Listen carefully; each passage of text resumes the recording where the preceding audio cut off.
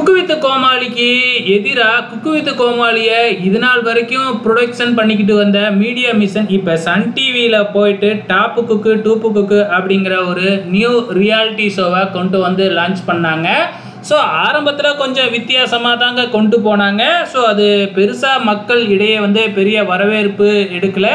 இதுக்கு காரணம் வந்து பார்த்திங்கன்னா கோமாளிகள் தான் குக்கு வித் கோமாளியில் பயங்கரமாக கெட்டப்லாம் போட்டுக்கிட்டு வருவாங்க. அது மட்டும் இல்லை, கோமாளிகள் செலெக்ஷனே வந்து பார்த்திங்கன்னா சூப்பராக இருக்கும்.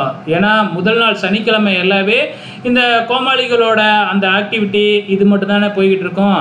அது வந்து இந்த டாப்பு குக்கு டூப்பு குக்கில் இல்லவே இல்லை. ஸோ அதனாலேயே இப்போலாம் வந்து பார்த்திங்கன்னா டாப்பு குக்கு டூப்பு குக்குலேயும் வந்து பார்த்திங்கன்னா அதே மெத்தடை கொண்டு வந்து நம்ம கோமாளிகளுக்கு கெட்டப்லாம் போட்டு செலெக்ஷன் பண்ணுற மெத்தடை சிம்பிளாக வச்சுருக்கிறாங்க.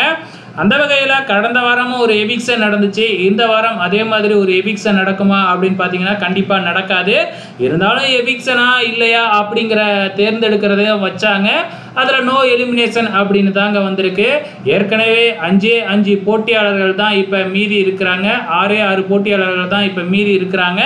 ஸோ இப்போ இதுலேயும் ஒரு எலிமினேஷன் வச்சா அதுக்கப்புறம் டைரெக்டாக ஃபினாலே வச்சு ஷோவை முடிக்க வேண்டியதுதான். அதனால் கொஞ்சம் ஓட்டணும் இல்லையா? ஸோ அதுக்காக இந்த வாரம் எலிமினேஷன் இல்லை.